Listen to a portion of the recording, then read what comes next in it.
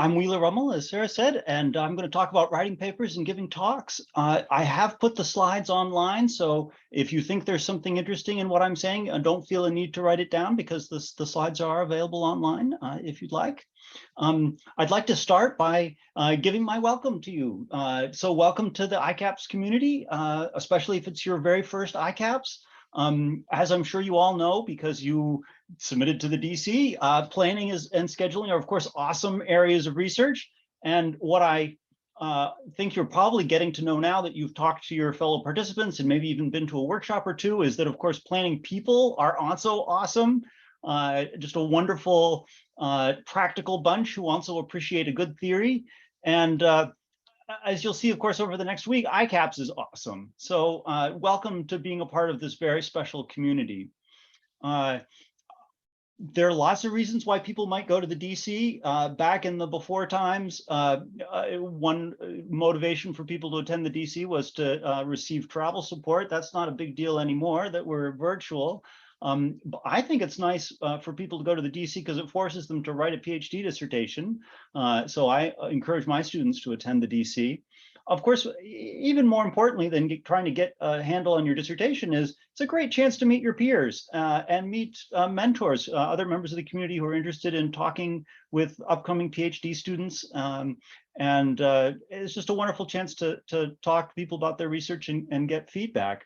Of course, any chance you get to practice presenting your work, you should take advantage of.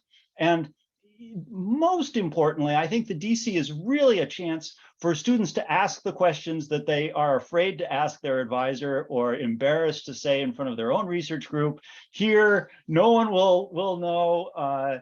And so I'm hoping that you all will have questions, and please interrupt me at any time during the talk. The easiest thing is probably just to unmute yourself and just shout out a question, or you can put it in the chat. But I would love to hear what questions you have so that I can help you better. So I was asked today to talk about writing papers and giving talks. So I'll do that. I'll start with just a little bit about my perspective on research, what it's about, because I think that's important to have a good frame of mind going into writing a paper or giving a talk. And then I'll talk about writing. And as part of that, I'll talk a little bit about reviewing, because I think when you're writing a paper, it's good to also, from time to time, be able to take the perspective of a reviewer to know what people are looking for in your paper. And then I'll talk about giving talks. And all of this is my own personal advice. And I think for many of the things I'll say, a reasonable person could disagree. These are just things that I feel are successful approaches. But as you write more and more papers and give more and more talks, you'll of course develop your own personal style, and that's terrific and wonderful and helps the diversity of the field. And please, again, at any time, feel free to interrupt because your questions are the most important part of the talk. So my perspective on research is that research is really about cultivating civilization.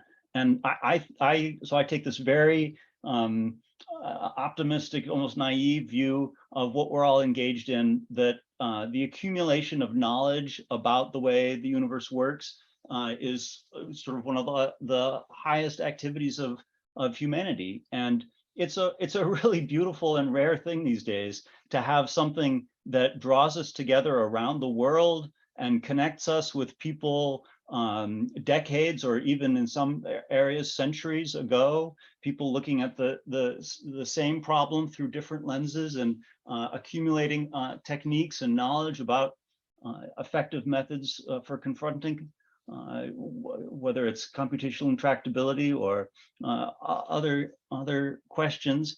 The main unit in this conversation that goes on around the world and through the centuries is the paper. And so every paper contributes to some thread of research that's going on, some line of investigation. And the great thing about science is that novelty and disruption are highly prized. So new voices like yours are absolutely invaluable. And that's why conferences like ICAPS spend so much time and effort to cultivate new graduate students and bring them into the community. So we definitely hope you feel welcome here. Now, just like in an ordinary conversation that you'd have at a dinner party or a student lounge, participating in this conversation of research operates almost exactly the same way. Before you just start talking, you want to listen to see what people are talking about currently. What are the main problems? What do people consider the hot topics? You may want to continue one of those conversational threads. You may want to start a new one. Maybe there's a topic that nobody's talking about that you feel is important, and you can motivate through some potential implication that it could have, either for our understanding or for an industrial application. Just as in an ordinary conversation, you want to think a bit before opening your mouth and talking. So you want to prepare your papers and talks carefully so that people will understand them and they'll have more of an impact. When you speak or write, of course, you want to do so as clearly as you can. If you're not a native English speaker, you want to make sure your writing is understandable and clear. And even if things don't go well the first few times you submit a paper, I know I've had my share of rejections, of course, just like all of us. It's still fun to be in the same room as this conversation and hear what's going on, and to begin to participate in the reviewing process as you become a senior graduate student or a postdoc.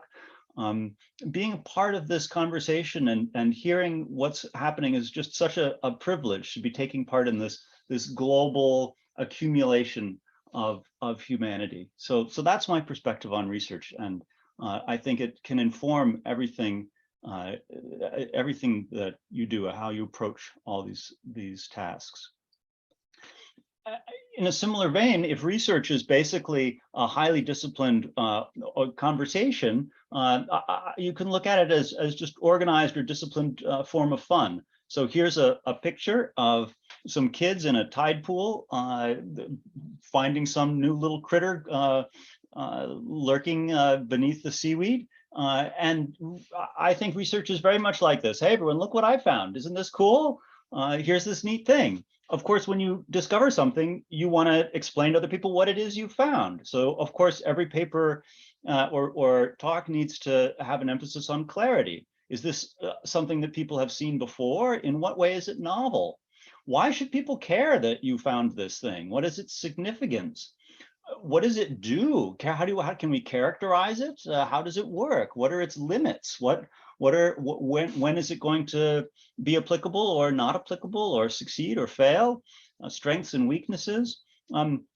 Is it real? Is this just something that is a statistical quirk of the data, or do you really have strong evidence of this thing you found? Do you have are your proofs correct? Are your experiments well run and statistically significant? All of these issues are at play in scientific communication when you're trying to show off what you found. I do want to caution you against, I have seen some students fall into sort of the cynical traps of academia. Some people, after a while, get disillusioned and look at research as just a way to get a high-paying job or a chance to show off how smart they are, or just they want to accumulate papers like notches on a belt, or they start to view paper submission as like a military mission, and they want to get the paper accepted, almost at all costs, regardless of what it takes. And I would urge you to avoid these points of view, because I think they can lead to all kinds of unhealthy habits in research. It's very important that, for example, when you're writing a paper on something, you characterize what's bad about it. And the more clearly you do that, then the more the reviewers are going to trust that you are taking an honest and holistic view of what it is that you found and are trying to tell people about. All right, so with that preface, let's get into our first topic, which will be writing papers. So the very, I think, most important thing is that you know what the contribution of your paper is. And I personally feel it's important to do that even before you start doing the research. I always have the abstract of the paper written in my mind before I even start talking with a student about a potential project. What's the current state of the art? Where is the gap? How are we going to fill that gap? What's the contribution of the work going to be? Now, sometimes unexpected discoveries happen in the course of research, and that abstract gets revised as the project goes along. But if you don't have an abstract of the paper in your mind before you start a project, in my mind, you're wasting your time. Just doing something because it's never been done is, likely not a significant contribution. So you need to know exactly the problem you're attacking and why what you're doing is likely to be an important contribution to the field. There are just so many avenues to explore. We don't have time as a species to do it all. So you should be focusing on significant contributions. When I wrote my first paper, I was very excited, and I said, oh, well, I read all those papers and they're all so boring. I'm going to do my paper in this new novel, interesting way. And of course, that was a horrible mistake. And I heard a talk once by Jim Hendler talking about how his first 14 AAAI submissions were rejected until he felt that he learned how to write a paper and what the conventions are. And so I would urge you not to exercise your creativity in your writing and in your paper organization, but follow convention. Try to, unless you have very good reason not to. The corollary to that, of course, is to pay attention to how papers are written and look at what's the standard format that reviewers are going to be expecting. And I'll talk about that a little more on the next slide. Can I ask a question? Of course. Convention, you mean with respect to notation or the general structure of papers? I was speaking with respect to the structure. Of course, I think it does go for notation as well. If there is an existing notation for something, you should use it if at all possible. You should, in my view, it's best to minimize notation.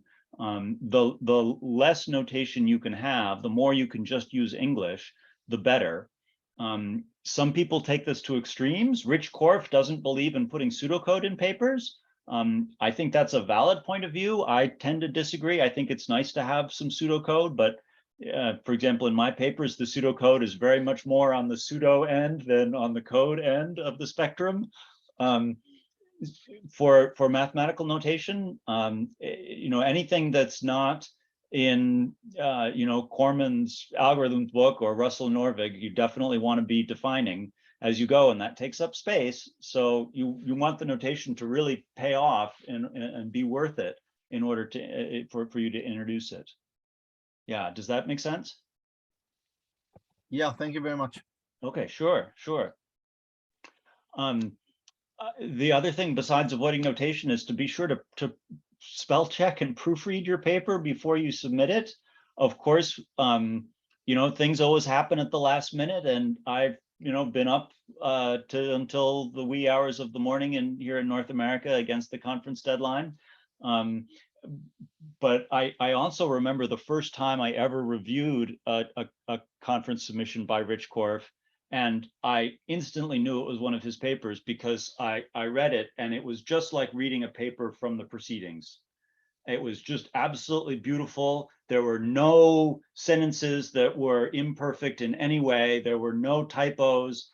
It was just perfect. It was just like reading a paper from the proceedings. And so, of course, as a reviewer, you say this paper has to be accepted. It's a great paper. I've seen other submissions where it's like pretty obvious that they didn't have time to run all the results that they really wanted to, and that they were working on the paper at the last minute, and there's some mistakes or inconsistencies or things they refer to that aren't in the figure that they're referring to. And you absolutely want to avoid that if you can. I tell all my students I want a full draft of the paper a week before the deadline, and that extra time for polishing really pays off.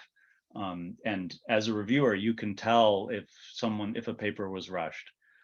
So you definitely want to be very clear. Now, to extend this theme of clarity, in my fourth bullet here, I say you should pretend that the reviewer is the parent of some small children or is busy running a large research center and is trying to fit in the reviewing commitment around lots of other important meetings. And by this, I mean that you want you don't want anything to be hidden between the lines of your paper. You want your paper to be extremely explicit about what it sets out to do. So the reviewer, I don't want to sound cruel, but like basically the reviewer doesn't have to think. Like you're saying, I'm going to do this. It's important because of this. Here I am. I'm doing it. See this. This fulfills the claim that I made. And you're very explicit about the whole thing. I don't expect that the reviewer can put one and one together to make two, to draw some inferences about why what you just showed is important. You need to say it explicitly. I think, once you run a conference, you realize that all the reviews come in the last few days, and everyone's doing everything at the last minute. So you want to make the reviewer's job of accepting your paper extremely easy and point everything out to them as if they were very distracted and reading your paper half a page at a time between trying to get someone to go to sleep in the next room. To follow on about fulfilling your claims, you want to be careful what you claim in your paper. So it's very unfortunate, but I have seen really nice papers actually get rejected because they claimed too much. And the reviewers rightfully look and they say, well, you claim in the paper that you show this, but actually you don't. You show this other thing. And you claimed capital X and you only showed lowercase x. The paper is wrong. It doesn't do what it says it's going to do. So you have to reject it. And if the authors had just claimed, well, this is a paper about lowercase x, and here's why lowercase x is so important, the reviewers would have been fine and said, yep, that's important. That's significant enough for a paper. But the authors overclaimed. So you want to be careful what you tell the reader you're going to do in the paper. And this comes back to making sure you're backing up your claims. You want to make sure you have the right claims, that you actually can back them up with what you've said. The next thing I want to talk about is what you're really doing with the paper, right? So you're trying to say, hey guys, look, I found this cool thing. Now, is everyone at ICAPS working on your problem? No, you're working on your problem. And the people you talk with every day in your research group, your friends, maybe they're working on very similar problems, but most people at ICAPS aren't working on your problem. And even the people who review your paper might not be working on that exact problem. They might be working on adjacent problems. So I would urge you, when you write your paper, think about the importance and significance of your work to someone at ICAPS who's interested in your topic, but maybe not working exactly right on it. What are the implications beyond the one thing that you've shown in that paper? How does your work fit into some larger picture? And I mean this both topically and sort of historically, perhaps. So is your work part of a general theme of borrowing tools from model checking and applying them to symbolic planning? Is it part of learning how to exploit policies in a best first heuristic search algorithm?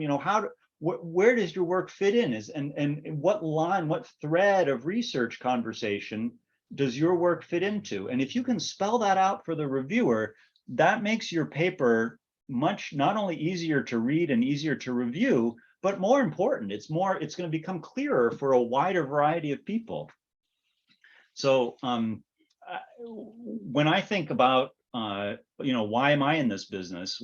I'm interested personally in knowing enough about computer science that if someone walks into my office with a problem that looks kind of like a planning problem, maybe, or some kind of sequential decision-making problem, if they tell me about their problem, I can try and guess right off the bat or design in my head some algorithm to address their problem. Is the problem that someone comes to me with going to be a problem that anyone has ever looked at before? Maybe, maybe not. In my view, the purpose of research is not that it's so fantastic because SAS plus is like the language of God and we need to understand it. It's that studying the problems that we work on in our community teaches us about algorithmic techniques that are going to be useful for new problems that maybe we haven't even seen yet. They're teaching us about algorithm design and what works and what doesn't. So general lessons are even more important than progress on one specific benchmark in the community. So larger lessons. As you're thinking about what the significance of your work is, fitting it into this bigger picture and seeing, well, what are the lessons here that could be drawn at a bigger level? That's when you know you have a sort of next level paper. It makes your paper more impactful, I think. Two sort of logistical tips that I would have: don't submit something that's not ready. It wastes your time, it wastes the reviewer's time, because you can't submit it anywhere else when it's under review. And if you think it's going to get rejected, then why are you submitting it? As you do more and more research, you'll get a better and better predictive internal model of when a piece of work is ready. If it looks like something that you'd read in the proceedings, then it's ready. I have known people to say things like, well, I'm just going to submit this for feedback. And please don't do that. That's everyone's busy enough these days, too busy to read things that aren't ready to be published. Conversely, if you think it's ready and the reviewers don't, and you get rejected, that happens to all of us. Keep trying. Don't give up. Especially if you're a PhD student, you have several years of efforts. There's always another conference coming within the next 6 months. You'll have additional time. Don't get discouraged by some initial rejection. Hopefully, at least at ICAPS, usually the reviews are excellent and very helpful. Even if you disagree with the reviewers, they'll tell you that they're giving you hints about how to rewrite your paper to make it clearer what it is you're trying to do. Along a similar vein, it helps to know the venue before you submit. If you're submitting to a conference you've never submitted to before, you want to make sure you've read a whole bunch of papers from that conference, so you know what they're expecting, what their standards of evidence are, because those do vary a bit. I have done some work in robotics, and robotics papers do look a little bit different than ICAPS papers in some ways. Attending workshops and submitting to workshops is one way of sort of working your way up the publication food chain. If you get a workshop paper in, and then that'll get you a main track paper maybe the next year, and then that can get you a journal paper the following year. Don't be afraid to take that tactic. Okay, now I mentioned the conventions of sort of the format of a paper. So let me just briefly go through those. Most of you have probably seen this before, so I'll try and make it brief, but I have just a few comments. I personally, as I've said before, feel the abstract of a paper is an absolutely crucial element that you should have in mind before you begin your research. I feel that I can often predict pretty decently whether I'm ultimately going to want to accept a paper just by reading the abstract, because if the reviewers can't make it crystal clear what it is they're doing and why their work is better than what came before in the abstract, if they can't do that in the abstract, then it's unlikely they're going to be able to do it in the paper. There are lots of cognitive biases that reviewers bring to their work just as a result of being human. And one of these is anchor bias and confirmation bias, where people will develop an opinion and then screen out evidence that contradicts their hypothesis. So I think you want to be making a strong argument right on page one, so that if the reviewer is deciding whether or not to accept your paper, right as they start reading, they're going to make a positive assessment right in your introduction. Of course, you want to motivate your problem, why it's important, and provide a clear problem statement. And then I would suggest discussing some selected bits of previous work in the beginning of your paper.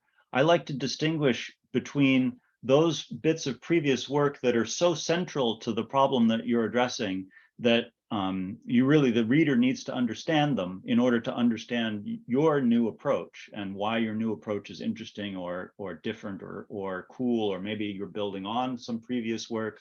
And so I would discuss that at the beginning of the paper before presenting your work, because then when you discuss your work, the reader will know what's so cool about it. Like, oh, people have never done that before. They were taking this other approach. Now I see why your approach is cool and different and neat and interesting. Or now I know enough about what you're building on that I can appreciate what's novel about what you're doing. And then other aspects of the literature that are related to what you're doing, but maybe you're not directly building on, those I would discuss later in the paper towards the conclusion, sort of a discussion section.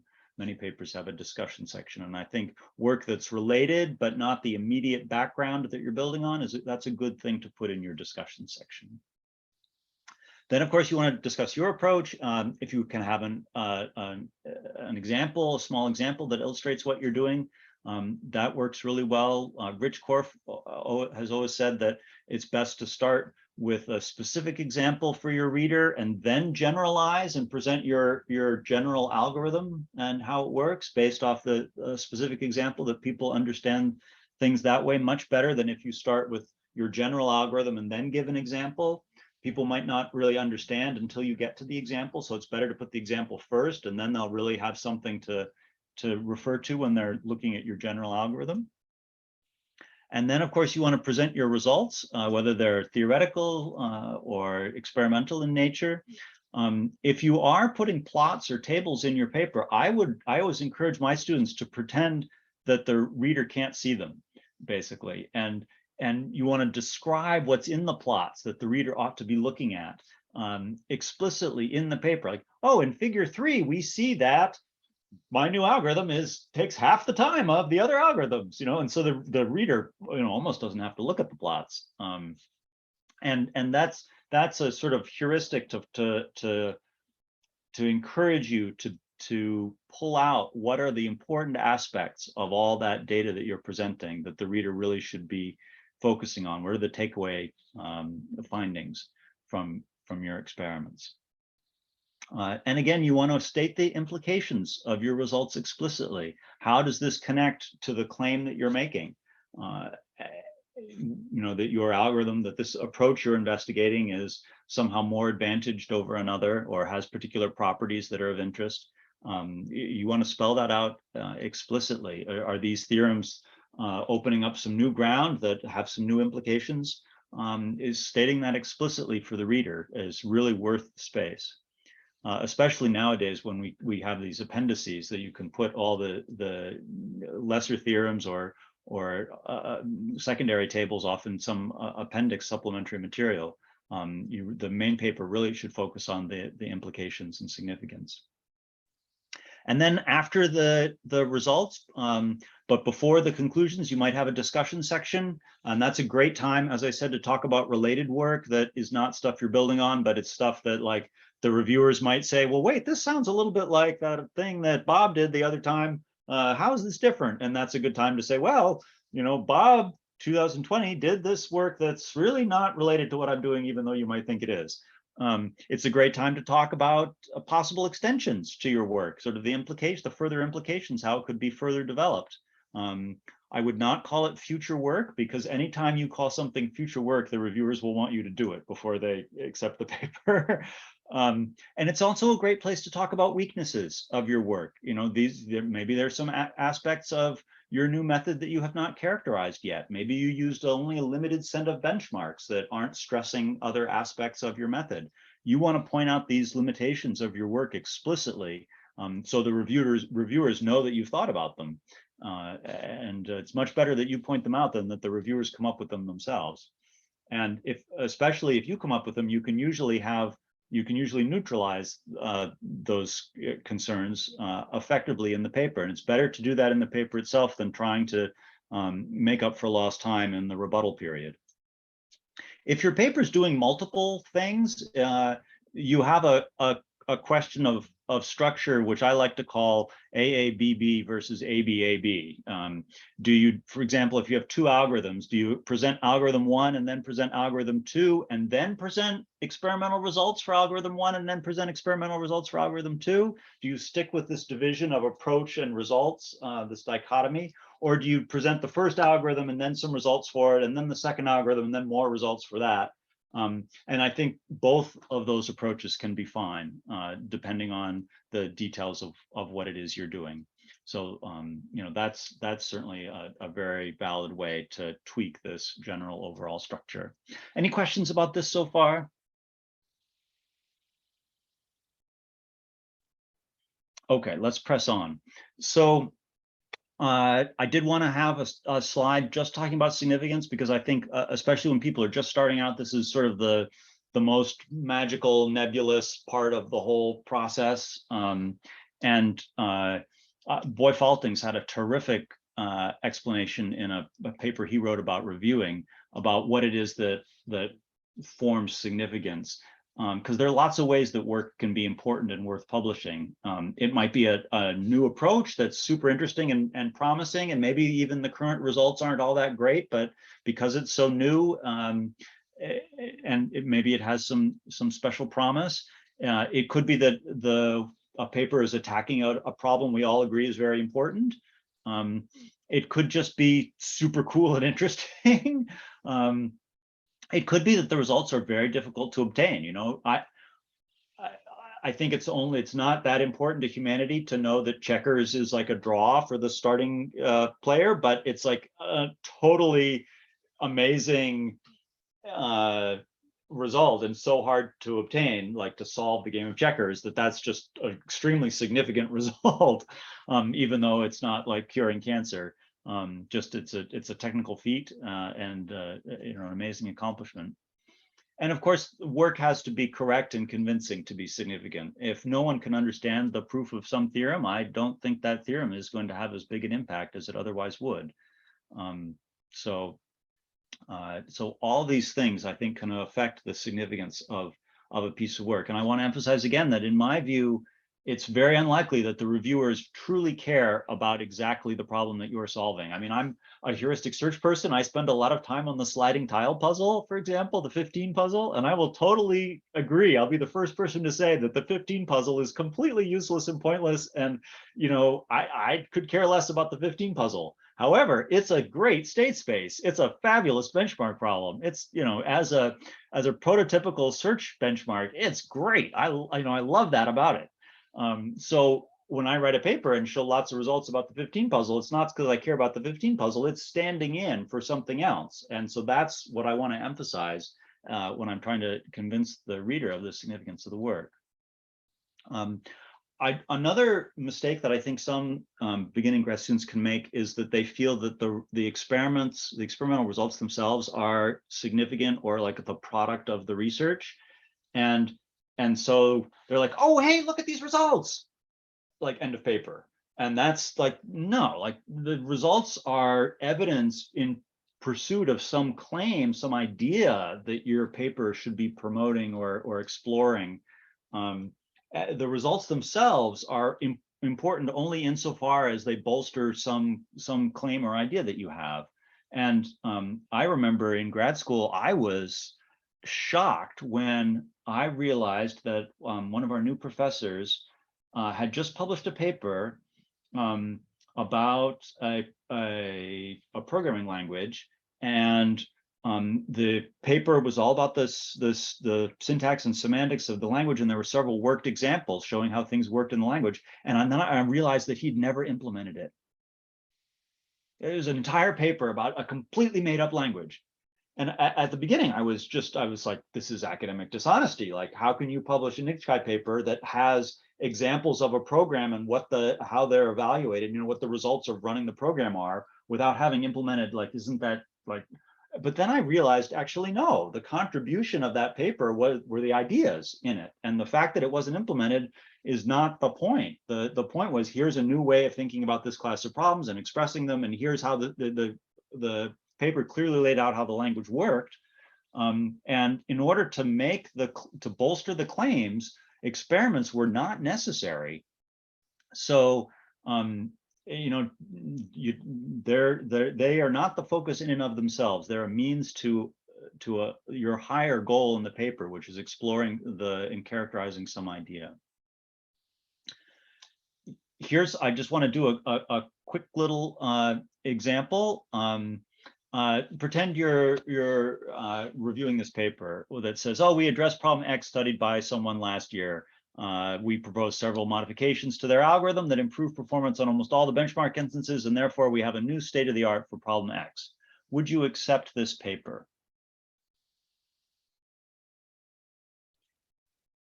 Please raise your hand if you have an opinion as to whether you'd like to accept this paper or not. And what would it depend on? What would your decision hinge on? How do you evaluate this work? Who has something to say? Please just unmute yourself. All right, you need to develop your sense of significance. Is this a good paper? What would you need to know about it to make that judgment? Yes. What is interesting about the algorithmic modifications? Yes. Yes. Were they trivial? Was it like the first thing you would think of, or was it something very subtle that no one else had ever thought of before? That's one of the things you might want to know. What are some other things you might want to know? Maybe theoretical properties about the algorithms. Yes. Is it guaranteed to always be better than the previous work? Mm-hmm. Yep. And I think you can get even more skeptical. You know, is this even an interesting problem?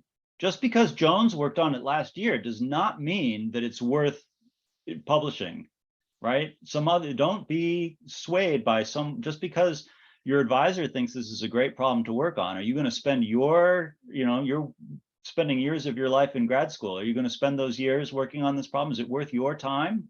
This is, this is mortality we're using up here. So yeah, what are the implications of this result? Is this a general algorithmic improvement that's going to hold for lots of problems? Is it specialized just to this one problem that really no one cares about, and the authors can't even really cite any important applications of this benchmark? There are all kinds of things to think about when you're talking about the significance of a piece of work. And I think when you're writing your own papers, you want to be keeping this in mind and making sure that you're conveying all these things. Just because you have higher coverage than some other planner doesn't mean, in my view, that your paper is worth publishing. There has to be an interesting idea that really tells us something about search or planning. So please keep that in mind. Let's see. So I want to say just a little more about writing papers, and then we'll turn to talks. I guess I've hinted at before, but I want to say explicitly that for people to understand the significance of your work, you're probably going to have to spend a significant chunk of your paper talking about previous work. And so don't be shy about spending, a whole page talking about someone else's work, because then that's going to make your work even more understandable. In the context of talks, I think this applies as well. One of the best talks I ever heard when I was in grad school was by David Karger. And he was a theory guy at the time, pretty much, even though he's done some applications since then. And he spent the first 40 minutes of his 50-minute talk talking about other people's work and teaching the entire audience, what an FPTOS was, because at that time they were very new, these fully polynomial time approximation schemes. And in those last 10 minutes, he told us what he had done, and we were all completely floored because we totally understood the significance of his results that he'd proven. And it was amazing that anyone could even show that such a thing would exist. And he actually, had 5 of them, and wow.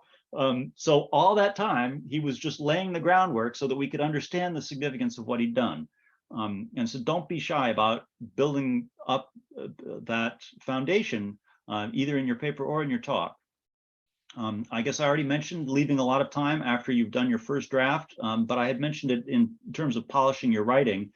Personally, at least with my students and the way we work in my group, I often find once we've written the paper, we realize that we've forgotten something, and there's some baseline we really ought to compare against, or we think of something even better than what we've done because of the process of writing. So leaving time after that first draft before the submission deadline is an absolute necessity. And finally, I think I'll dwell on the last bullet here. This is a comment of Rao Kampambadi, which I think applies to everyone.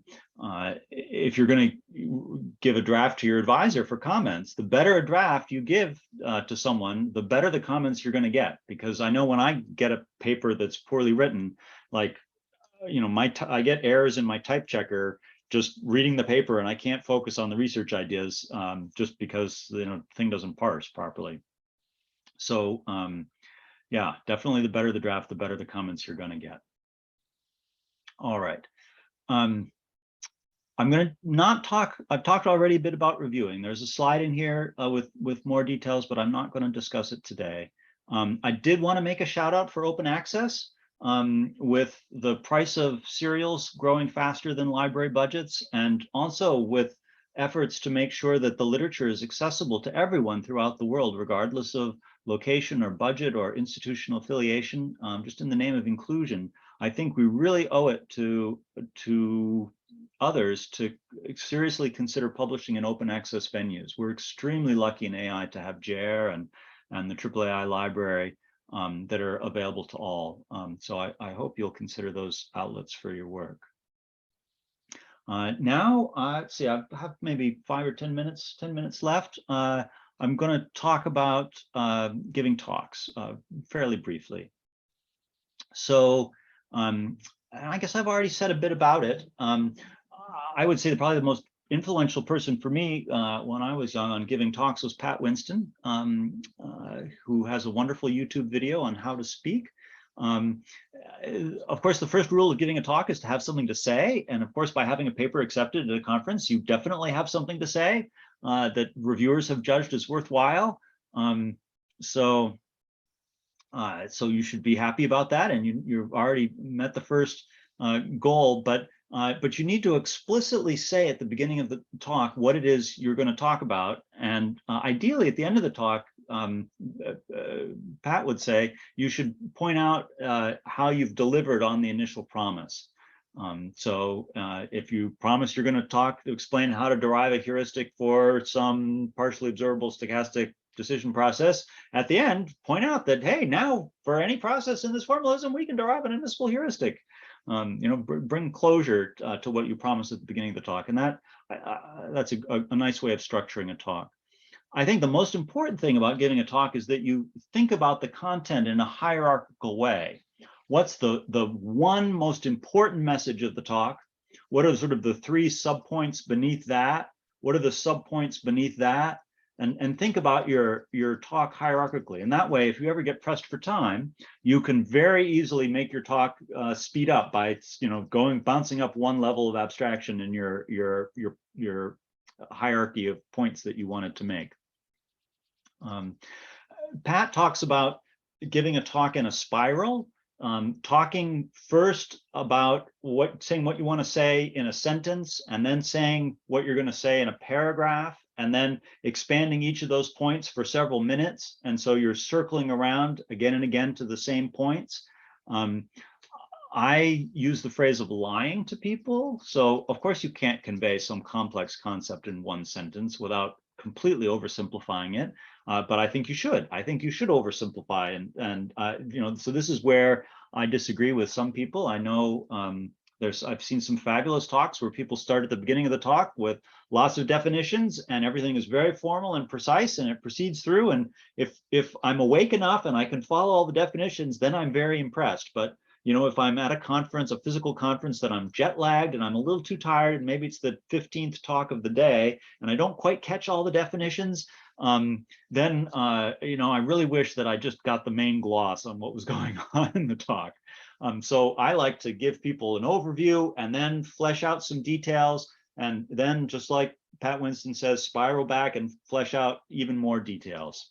And that way, your main point has been gone over several times by the end of the talk. I think it's really important not to overestimate the listener in a talk, just the way you don't want to overestimate the reader of a paper who might be very busy or be under enormous stress. I don't think you want to overestimate your audience. It's, I think, very appropriate to think of your talk as you're teaching the subject to someone. Ideally, you would have one takeaway message per slide. and be able to punctuate it. I try and tell my students to like put it in red at the bottom of every slide, what your punchline is for that slide. And that's the ideal way to give a technical talk. Hopefully we'll all be in person next year, and you all will be giving main track talks in person. And when you're in person, I think there's some heuristics to use. The first one is get to know the room beforehand, before you give your talk. It is totally natural for everyone to get nervous before giving a talk. I know, because I always sit in the front row at every conference, and I have seen like the president of AAAI, you know, their hands shaking as they approach the podium. So people get nervous, and you want to channel that into enthusiasm for what you're doing. And if it helps you to go to the room a little early and get accustomed to how the space is laid out, and if it's a room you have some control over, like maybe you want the blinds up or the lights down, or however you like to have the room, set it up the way you want it, so you can be most comfortable when you give the talk. When you are giving a physical talk, I recommend talking to people. And amazingly, not everyone does do this. Some people like to talk to the back of the room, or they like to talk to their slides. I think you should look at a slide briefly, remember what it is you're trying to talk about, and then pick someone in the audience and talk to them, that person, convince them of what you're saying, and then go back to your slide, pick another point, pick another person in the audience, talk to that person, convince them of something. And that way you're talking at any time, just one-on-one to a particular person. And you know, that's a much easier talk to give. And furthermore, your audience will know that you are talking to them. And especially in a physical room, that's extremely important, and will make your talk come across much, much better. Finally, of course, you should give practice runs of your talk before you do it. And I always try and take a few minutes after I've heard a great talk to try and figure out, why was that talk so terrific, and learn from what other people have done. Let's see. Much of this I've mentioned before. The emphasis on teaching and motivation and significance, that way that David Carger spent the first 40 minutes of his talk on background. The goal of the talk, I feel, is not to convey the details, right? Like the three people in the world who care most about your work were the people who probably reviewed it. So and everyone else for whom it's directly relevant, hopefully they're going to read it. The people in the room right now, maybe they'll read your work, maybe they won't. So the point of the talk is to convince them why the thing you did was so cool that they should spend some time and go read their paper, because they might not necessarily do that of their own accord. So that should be, I think, the goal of a talk, is to try and convince people to read the paper. So conveying every last detail is not the point. You're not trying to cram information into the talk. You're trying to convey why what you've done is so cool and significant. Again, I think having this hierarchical view of your content is the way to do that. You should, I think, start off the talk with your elevator pitch, with your highest level point, you know, your talk in one sentence. So after your title slide, I recommend having your entire talk condensed into one slide right after your title slide. This is what the talk is about. Now, this is a talk about blah, blah, blah, blah, blah, blah. And then you can go to your outline slide that says, you know, to do that, I'm going to do three things. First, I'm going to define this formalism, then I'm going to prove this theorem, and then I derive the algorithm. But people can understand more about why that sequence of what you're going to talk about makes sense, because you've already given them the 30,000-foot view of what the whole point of the whole talk is. Like, this is a new algorithm for this problem. And that's important because this problem comes up everywhere, even when you're eating breakfast. I tend not to write out everything I'm going to say in a talk before I give a talk. I try to think of what's my first line going to be, what's my last line going to be, you know, for if you're doing a 15-minute talk, for example. I recommend putting as little text as you can get away with on a slide, minimizing text, maximizing the data ink ratio, as Edward Tufte would say. For every plot, you want the least distraction, you want the most emphasis to be on the data. If it's your very first talk, then, or if English is not your native language and you feel that you have some trouble speaking, you may want to put more text on the slide to provide scaffolding for you and give you something to hold on to. But as you get better in giving talks, you're probably going to want to reduce the amount of text as much as you can. And I think talks come off better when you're just talking rather than trying to remember some sequence of exact wording that you've planned beforehand. I would recommend avoiding cultural or social references as much as you can. I remember once I gave a talk and I had a picture of Madonna on a slide because I thought she was such a bold rebel, and you know, everyone in my friend group in college looked up to her as a symbol of rebellion. But then there was an older person in the audience that, you know, basically thought she was a pinup girl, and you know, it was quite offensive. So I would totally avoid any social cultural references if you can in your talk, even if you're trying to make a broad point. And if it's a physical conference, of course, you want to stand near your slides so that you can point directly at them, so the audience's attention is not divided. And I have heard people say awful things like, you should, if you're giving a long talk, like a job talk, for example, you should have the first third of your talk be quite elementary and the second third of your talk be, you know, quite understandable, but rather advanced. And then the last third of your talk, you should, you know, try and make it so advanced that people can't understand what you're doing. And I think that's just a terrible idea. There's no point in presenting stuff that is beyond your audience. In my day, we called that snowing, you know, just saying so much that it's just like snow falling from above and buries people. I do want to point out this last bullet here, this little anecdote. Back when I was working in industry, there was a time I was hiring and I went to ICAPS, and I was very busy running my research group, and but I found myself in the middle of a fantastic talk, and I just loved it, and I really wanted to interview this person who was speaking to see if, because I thought they were probably pretty senior because they were giving such a fabulous talk, probably about to graduate, and but I couldn't figure out who they were. They didn't have their name on their slide. They didn't have their title or institutional affiliation, so I had no idea who it was, and I was too busy to go and look them up in the proceedings later that day. So they lost a job interview because they didn't put their name on their slide. So I would totally put your name on at the bottom of every slide, and your title. So I have special advice about job talks, but I'm going to skip that because that's not the focus of today.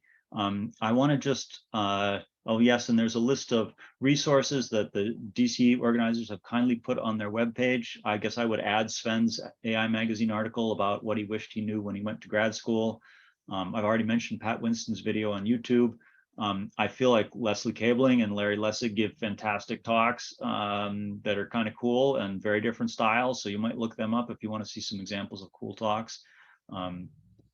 But now I'll draw to a close, and I want to just emphasize the main points that I've iterated a couple times today, which is that writing and speaking is being part of a conversation. And when you find something new and you want to add it to the conversation, you're basically teaching people about it. And you want to be as clear as you can, especially with why people should care, because we're all busy. You don't want to overestimate your reader or your audience. If it's a talk, you want to be very explicit about what you're doing and why the audience should care about whatever you're showing them, how it relates to the claims that you're making. And the most important thing is welcome to the conversation. And I hope you enjoy it. And I wish you luck in your research, both in writing and in speaking. Great. Thank you so much, Wheeler, for this fantastic